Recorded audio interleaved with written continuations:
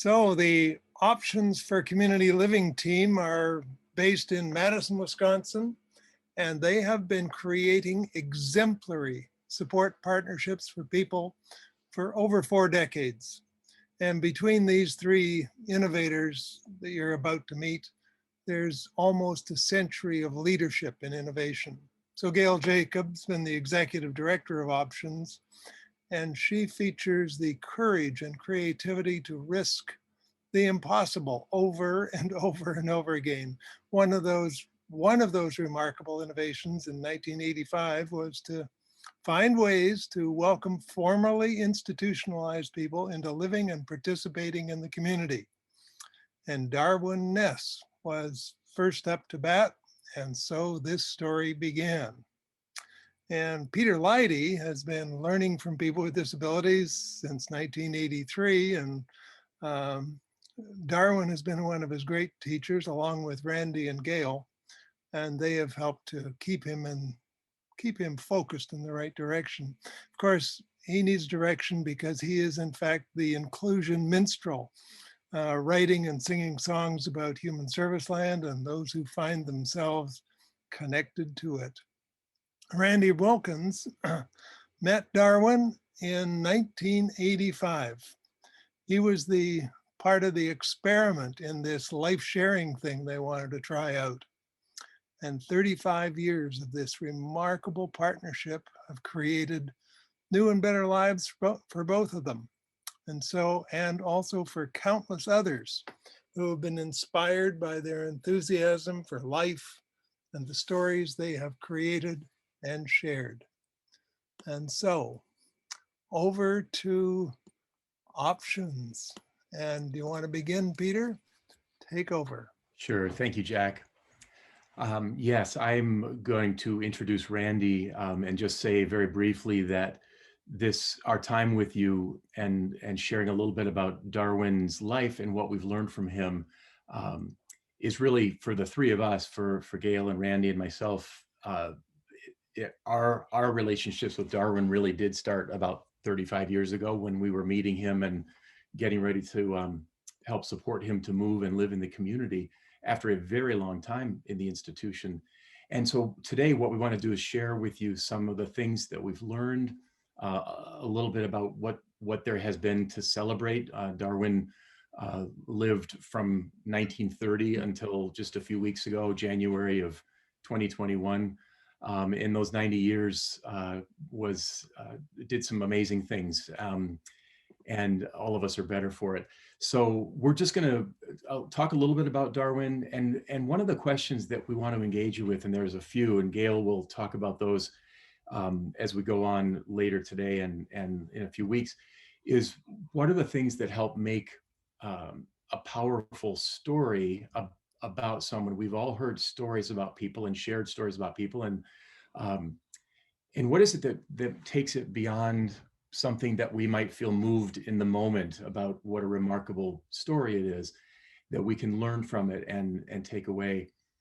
So the power of relationships, how does someone like Randy Wilkins make this commitment with support from an agency to be in someone's life for 35 plus years? And also, how does the organization find ways to get out of the way so that lives can flourish? And with that, Randy, I'll kind of invite you in now, and I'm going to show some slides while Randy tells a little bit about this man. So I'm just going to give you a quick look at Darwin Ness's life. Darwin Ness was born in 1930 on a farm in rural Dane County, Wisconsin, outside of Madison. Darwin was blessed with beautiful blue eyes, a great smile, and a lifelong gregarious demeanor. He had cerebral palsy and never walked or talked, but he was very intelligent, had a deep intuition, understood everything he heard, and communicated in many ways. Early in his life, he had a very deep relationship with his mother, and she imbued him with a great sense of self-worth and confidence that helped him later in his life. At age 8, he was placed in Northern Wisconsin Center, also known as Northern Colony, a state institution. Darwin would live there for an inconceivable 47 years, losing all contact with his family. Darwin would endure a life of deprivation, neglect, and abuse at the center. He survived, though, through the friendship of fellow residents and some kind staff, and through his self-confidence and a strong belief that something awaited him beyond the institution. Later, Darwin's self-advocacy would inspire thousands around the world living in similar confinement. But surviving was only one part of Darwin's journey, as the next chapter in his life so vividly testifies. Darwin had dreams of a different life. In 1985, Wisconsin began a program to allow people who were institutionalized to move to the community. And soon, staff from Options in Community Living met Darwin and assisted him to move back to Dane County. Options helped Darwin make a new life in his own home in Madison. In October 1985, Darwin met his primary supporter, yours truly, Randall Wilkins. We bonded quickly and began a life-changing, loving relationship that would last for over 35 years. With my support and encouragement, Darwin thrived, and I became a guide, mentor, and most importantly, a student, really, in our travels through life together. And the rest of us, I guess, are richer for our partnership. Darwin was supported to find a wonderful, perfect job as a clerk at the Wisconsin Department of Health and Human Services, where he worked for 35 years, retiring begrudgingly at age 89, only due to the pandemic. Along the way, he met Krista Decker, and after a long courtship, they were married in a grand wedding. Krista lived only a year and a half afterwards, but their 30 years of friendship and life together as devoted companions gave them both love and happiness. Krista was the true love of Darwin's life. Darwin was a dedicated advocate on behalf of people with disabilities. In partnership with several others, Darwin helped establish both People First of Dane County and People First of Wisconsin. Along the way, he took adventurous vacations, including dog sledding in Minnesota, canoe trips in Yellowstone, Maine, the Ozarks, and a trip to Hawaii. Darwin was also a hardcore, diehard Milwaukee Brewers fan and found deep pleasure in lying in bed and listening to the games at night. Darwin was everything: a devoted son, a survivor, an educator, and a true inspiration to thousands. A warm friend, an adoring spouse, a great advocate, a wonderful housemate, a great adventurer, and a real party animal. So now back to Peter or Gail. I guess we'll introduce some of the themes. Well, first Peter's going. Okay. Oh yeah, Hey, I'm sorry. Peter's got yeah, a song, right? Jack's going to help on their end with this. There's a sort of a music video we have to share with you that came about I think it was 15 years ago, celebrating Darwin's 20th anniversary from moving to the community. And there's a program on Wisconsin Public Television, like a news and public affairs program, that often picks like a person of the week in Wisconsin who's, deserves to be called person of the week. And we made a little pitch that ought to be Darwin this week, because this guy has accomplished a lot, and we're celebrating it. And Wisconsin found ways eventually to be very good to this man, and likewise in return, Darwin brought many gifts to many of us. So, Jack, I guess we're ready to hear a little song.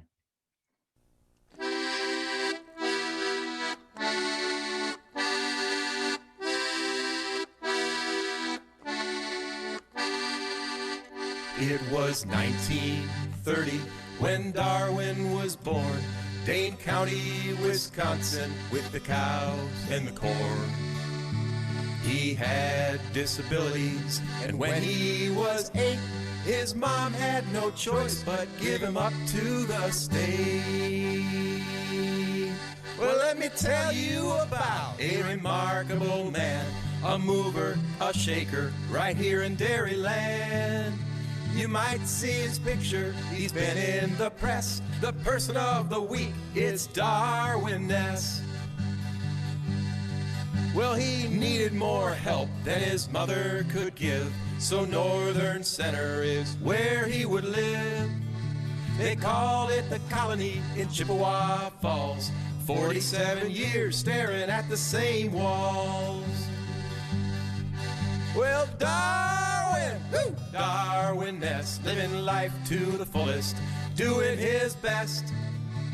Darwin Ness, been out 20 years and there's no time to rest. Though he spoke no words, he said with his face, pointing to the door, get me out of this place. Home to community where neighbors are near, good friends, home cooking, and a Budweiser beer. Now he's been home 20 years, so next time you see him, say, hey, way to go, Mr. Carpe Diem. His life could only be better when the Brewers win the pennant again. Well, Darwin Ness, he's 75 and still saying yes. Dancing, canoeing, and camping out west. Let's hear it for Darwin, good old Darwin Ness.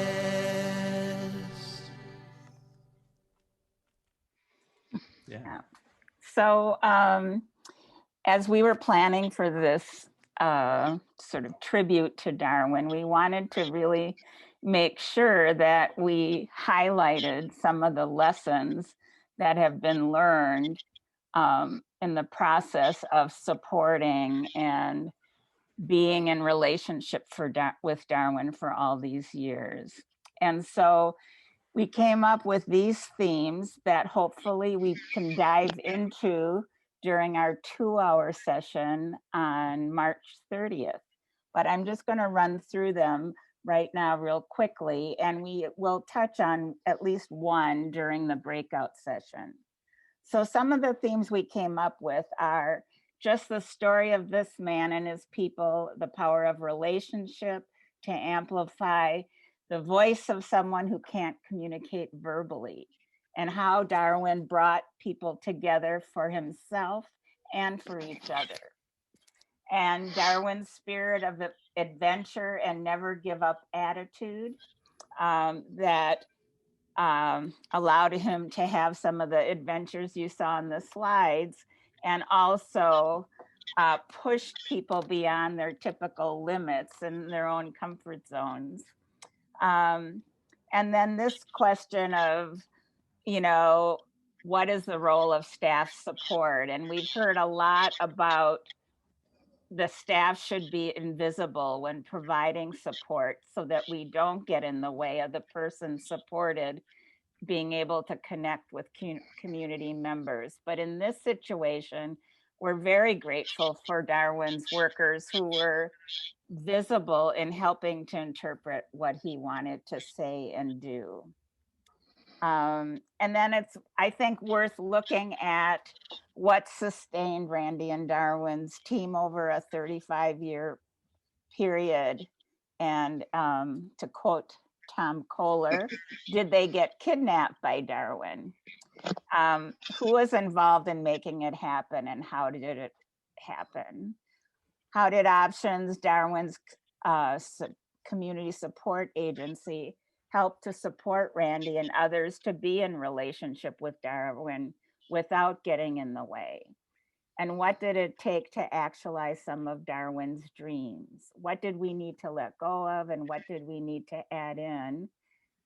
And finally, another issue that we all struggle with in supported living and living situations is, what does it mean to spend quality time with each other without resorting to watching endless TV or staff hanging out on their phones when tasks are done? So those are just some of the things we'll touch on, particularly next time, and some in the breakout session. Thank you. And we've got a half an hour to be in these 3 concurrent sessions, and we hope you enjoy this bit deeper dive. But we thought we'd spend some time talking today about one of the themes that was on the list, and also give you some opportunities to ask questions about Darwin, or just talk about whatever is important to you or related.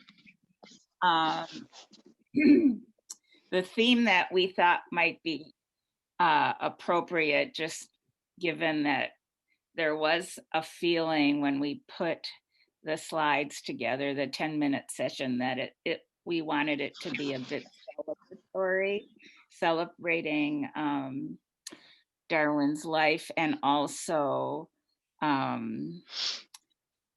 really trying to see what we can learn, that we feel like we've learned a lot, and in knowing Darwin in particular, and that he continues to teach us even though he's passed.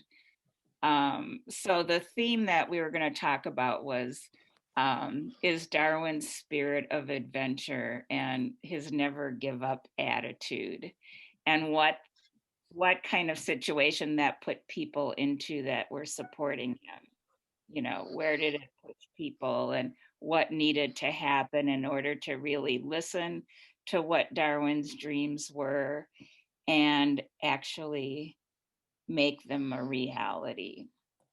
So I'm just going to ask a couple questions of Peter and Randy just to kick it off. This is going to be just a very informal conversation and not a presentation. So you can feel free also to just jump in with comments or questions as well. But I wondered if Randy and Peter, if you could start by talking about what you mean by Darwin's spirit of adventure and never give up attitude. What did that look like coming from Darwin on his part? Well, let me, when I think about that, when I first met Darwin, you know, I guess my initial sense was, what does Darwin want from his life? And, you know, what, given his experience where he'd spent so much time institutionalized, and what his horizons were like, what he thought about what was the next chapter of his life, sort of. And the other thing was just learning how to communicate with Darwin. I think that was probably the biggest challenge in the beginning. And Darwin had very little exposure to speech therapy or anything. He had a word board that really didn't help communicate very much. It had like the seasons and calendar of holidays and a few food pictures. But I learned certain ways to communicate with Darwin. Darwin had what I called his own language, was this kind of Darwinese, I dubbed it. He would use his hands and his body and face to really kind of express things he wanted to communicate. And I remember taking pictures and creating like a little dictionary of Darwinese. And the other thing was that we actually watched a fair bit of TV in the beginning. We're kind of stuck in to not a very accessible home, but it was really helpful in the beginning, because Darwin, when he saw something that he wanted to communicate with me about, he would really get my attention. And just to give an illustration, there was a certain point in his life when we were doing more activities and we were watching TV, and there was Jack LaLanne, if anyone remembers, the exercise person. And I remember Darwin actually grabbed my shirt and like pointed at the TV and started to do the same kind of exercises that Jack LaLanne was doing. And so I said, wow, Darwin, you want to try to exercise and follow along? But you know, Darwin wanted to get into an exercise class, and Darwin was kind of had just started working and had actually this job we worked 5 days a week, roughly from about 10:30 or 11 to about 3. And I just took it upon myself to sort of see like what's out there in terms of exercise classes. And there were very few for people in wheelchairs. But I looked at that just as a basic concept, but I thought this isn't going to work out because A, there are not very many. They don't fit into Darwin's schedule. And they had started a new program for seniors or people above 50, really, who were a whole series of different types of exercise classes. And they were early, and I thought, well, this might interest Darwin. And there was one called Fitness for Living. And it was just sort of a thing for different kinds of things to keep in shape. And it was about an hour to hour and a half. And so we signed up for it.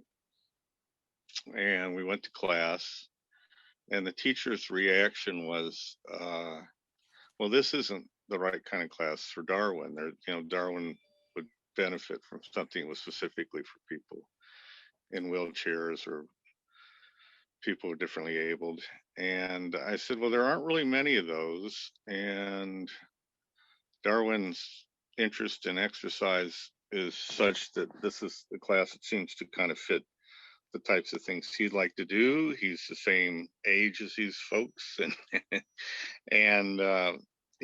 he can get out of it what he could get out of it, I think was the sense. And so Darwin was patient, and the teacher said, well, let me get back to you. I need to talk to, whatever her staff and administration.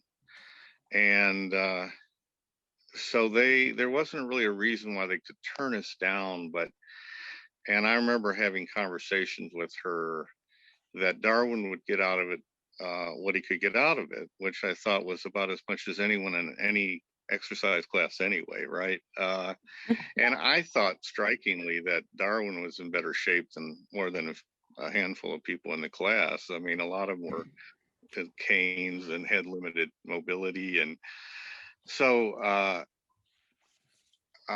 just to make kind of a long story short, what was really interesting was that she kind of, and I think a lot of it was Darwin's enthusiasm. She's developed some exercises specifically for Darwin, but then they became part of the kind of exercises she used in the whole class. And so I just want to touch on the thing about it was that Darwin communicated to me his desire to do this. I kind of went along with it, found something that might work. The teacher was really reluctant because it was so different, but she sort of adapted to it. And Darwin and his roommate went for 20 years, probably these exercise classes or longer.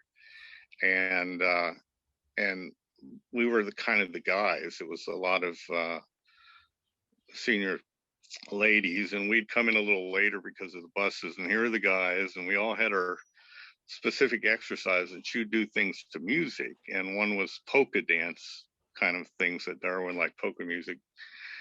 So she had specific exercises that were attached to kind of Darwin.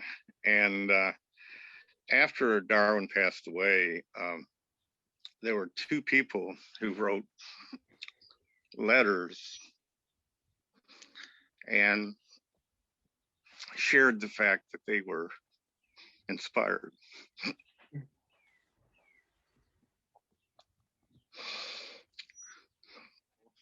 Yeah, so to me, it was a beautiful trajectory, from a desire to kind of achievement to an acceptance. And a lot of it had to do with Darwin's eagerness for that. And following through kind of just spent my trying to see what would fit for Darwin, but how it blossomed into something, I think, where he was part of a larger community. And I think one of the goals of the kind of work we do is exactly that, to find a place for Darwin in the community where then the community's expanded and their appreciation for who Darwin is blossomed into something much richer. So. So that's a small thing, you know. Of course, Darwin was into so many things, and that's just a very small, not even that adventurous a thing for Darwin, but it illustrates something larger, I think. Pete, did you want to? Sure. All I would probably add is that I think when it came to, at least for me, and I think we've touched base on this, you know, over the years, but a lot of us who met Darwin when he was still living in the institution, I think were struck right away by, you know, it's not just Darwin's pointing to the door saying, you know, like, get me out of here. We wondered things like, how does he know what's out there really? He was 8 years old, you know, 47 years ago, he came to this place. And this, we were struck by this spirit that, like, this guy has this life force that just seems like it won't stop, and he wants to try everything. I don't know if it's like he saw it on TV, so maybe he wants to try it that way. Someone told him a story about camping. I have no idea, but I always interpret it like he's wanting to make up for lost time, or time that was that went by, sometimes probably very slowly, and sometimes under terrible, terrible conditions.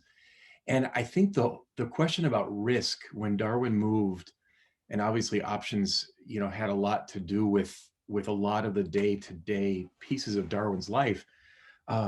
It seemed to me like, I think we all kind of agreed in some way that he's probably lived already through the riskiest part of his life. Mm. You don't live in an institution like that through some of the years that he did, and then move out and think, well, I don't want to try that. It's pretty risky, because there was a lot of stuff that went down there. Yeah. And I think it was just contagious. It was like, here's this guy. I mean, I remember just my own, Darwin lived, when I met him and we started planning to move him out, he lived in that place twice as long as I had been alive, like, at that point. Yeah. And it's like, this guy has been through stuff I will never understand. And I think somehow options figured, there's got to be some trust with this man, knows what he wants and knows what's okay. And we'll be right there with him. But it's like, let me try. I mean, it was only a year ago. It was literally February, right before the COVID shutdown started, that I got to go skiing with Darwin. Like, he was 89 and he was still going to the downhill ski hill. Yeah, right. You know, he couldn't stand up on skis. He was in kind of like a ski, sort of a bag. Yeah. But he didn't want to not do that anymore just because he's 89 years old. And people would say things like, well, so, you know, is he sort of fragile now? He's an old man, like, he's a really old man. Is it safe? It's like, Darwin seems to know it's going to be safe, and people are going to be watchful and all that. And just like, that whole thing just never stopped of Darwin. For me, my experience, I'm watching him. It's like, I am not too old to work. I'm not too old to go skiing. I'm not too old to be a party animal. And I think he set a great example for a lot of people.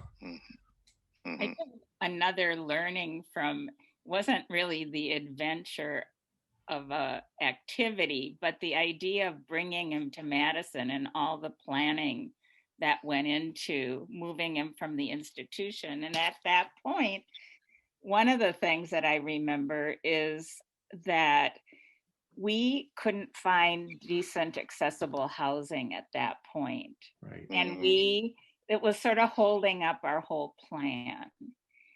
And we so wanted to get it right for Darwin. And I think there was a point where we realized this guy has been in the institution for 47 years, mostly in an adult crib.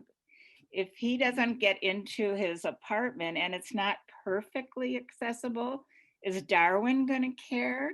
No, he just wants to start his life already. And it was a huge learning for us, I think, that it doesn't have to be perfect, you know, that this planning can get really crazy. And meanwhile, it was holding him up from just being in life.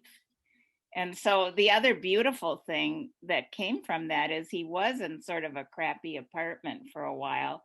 But then we had this opportunity for him to move into a sort of a non-equity co-op situation that was getting built, and he got to really design, Randy, you and Darwin got to design the actual space he was going to live in. So, you know, it all evolved the way it needed to. But that whole thing of, you know, the risk taking was on a number of different levels, I think. I would love, if possible, to hear the story of the dog sledding and how that got communicated to you. Yeah. Well, yeah, I was trying to think about how that actually started. Darwin started working in March. And I told him, I said, well, before you become a working stiff, you know, we need to go on a nice vacation, right? And about a little before that, there was a fair bit of publicity in the Midwest about this area called the Boundary Waters in Minnesota, where they were trying to preserve it as a natural riverway, and they wanted to close off sections to motorized boats. And there was a big uproar where they said, well, if you did that, people with disabilities wouldn't be able to access the boats or the rivers, the waters, without motorized vehicles. And so this group came along, and they kind of got affiliated with the University of Minnesota. And they'd had as their mission was to get so many people into canoes who had a disability and get on the waterways.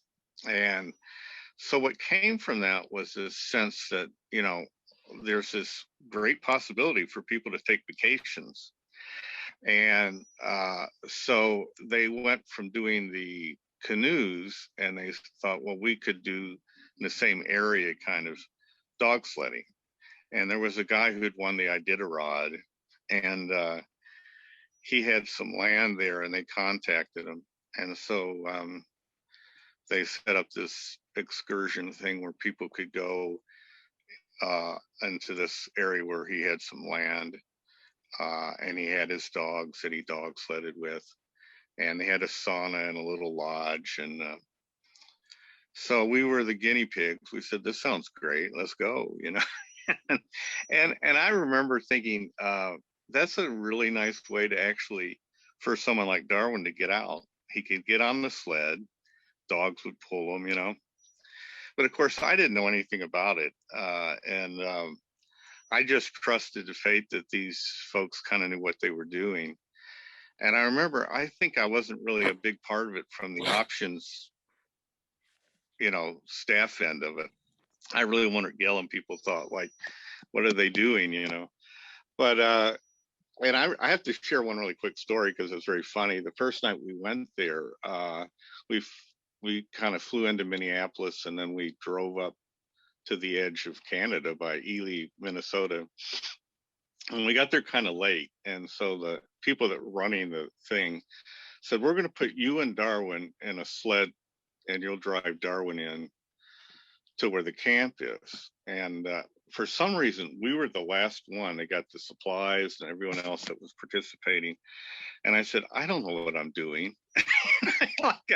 You know, do you go mush and the dogs do it, you know, like, give me at least a 5-minute, you know, rundown of how this works. And the funny bit of it really quickly was that they kind of said that one of the keys was he had 2 dogs. One was a female, and she would usually be the head of it, and there would be a male dog behind. And the woman wanted to avoid the male dog, so she would run as fast as she could to avoid. I mean, really, that was how they explained the weird principle to me. But apparently we had 2 dogs that were rather friendly, and I remember they pulled over, and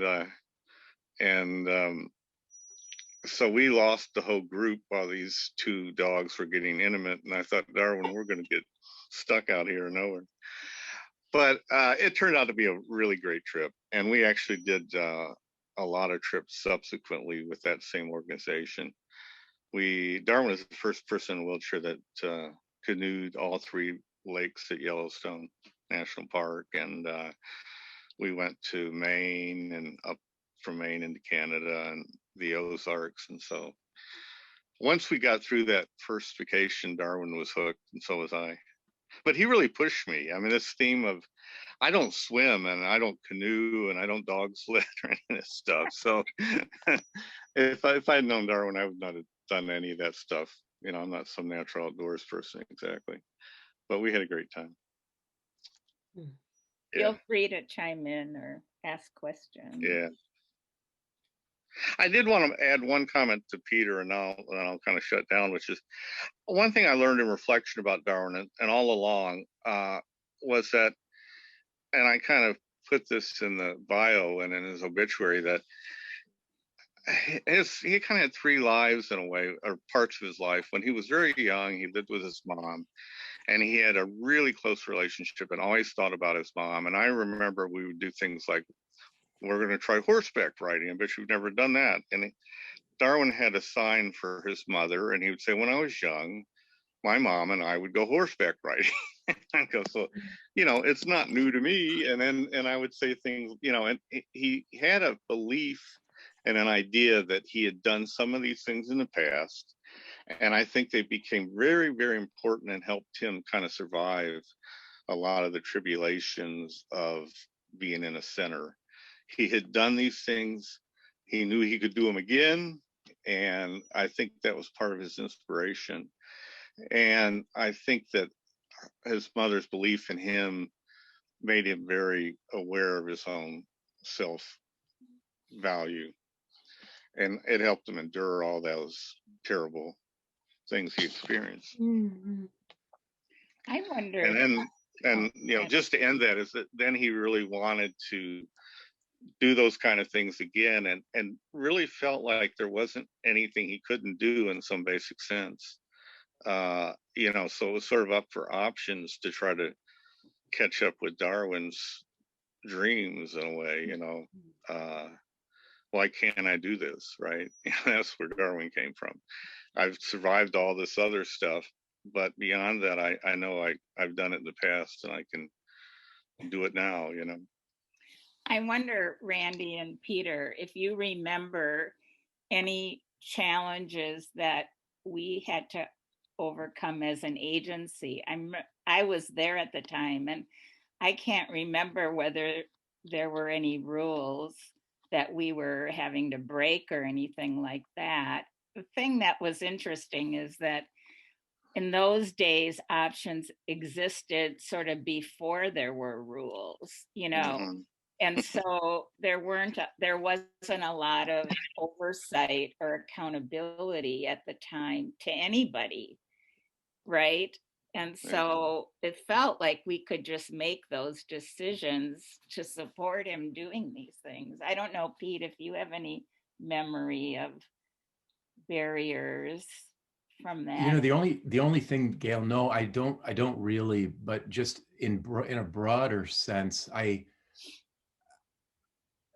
things would go wrong. Randy could speak to that. I mean, things would go as, you know, we had the plan, and then the plan fell apart because something didn't happen. You know, the bus didn't show up, or somebody wasn't there to meet somebody, or, I mean, any number of things that can go wrong in people's lives. And I just remember thinking, and I might just be imagining this, but I feel like it was pretty true that Darwin felt like a bad day in Madison is better than a good day at the institution. You know, like it almost didn't.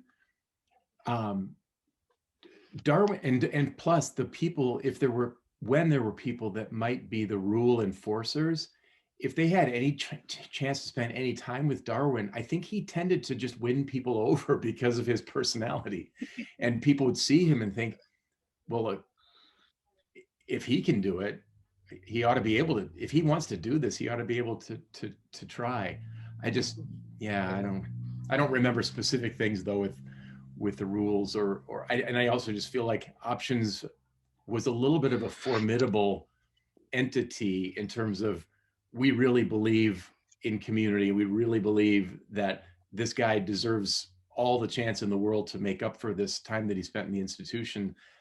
And it'd be pretty hard to say no. Right. And we did use our own, I mean, we probably broke rules in terms of financially subsidizing some of these things, you know, but I don't remember. I mean, and the option still does things like that. If something seems right to do, they just figure out a way to do it. That's sort of been the operating system.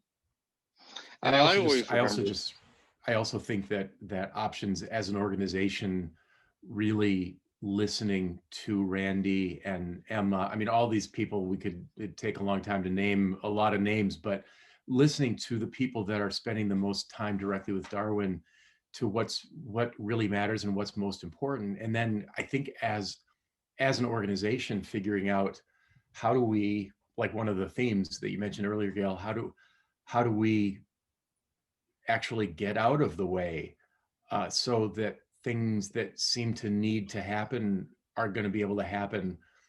Is it, look the other way? Is it pretend that we didn't really know what was going on? Is it say we're taking a chance, and is there risk? Yeah. Does Darwin have a lot of dignity? Yep. Yeah, he does. So I think there was a lot of real thoughtfulness on the part of, whether it's the board of directors talking about some of this stuff, even, I mean, at that level, that we believe in positive things happening for Darwin, and we're really going to work hard to try to make that happen, including listening to Randy and a lot of other people. I have a question. Well, two parts. One is what quality do you think in Darwin allowed him to experience all the horrors he did in the institution and still inside hold some kind of hope or some kind of belief that he might experience another life at some point? And do you think that kind of quality is what the woman who was in the exercise program, who finally came to, to change transform her whole belief about what was possible? Do you think that quality is what got communicated to her and enabled her to transform herself by Darwin being in the class? Yeah. Well, I was going to comment. No pressure, Randy. 21 seconds left. Yeah, I saw that. I've seen what Peter was saying. It's so funny. All my years of working, people would say things to me like, I can't do what you're doing because I wouldn't have the patience. And I always felt like Darwin has patience on a level that I can't even understand, right? And he wasn't going anywhere. I mean, part of it, Darwin did win people over, but he also felt like I can wait. So I think he did teach that lesson to people. Anyway, would talk way too much, but thanks for listening to us. Yeah, and if you want more, we have a lot more to talk about. Yeah, yeah, right. Lots of topics. It was really great. Thank you. This is lovely. Thank you. Yeah, beautiful. Thank you. Yeah, thank you. Thanks for being with us. Yeah. Yes,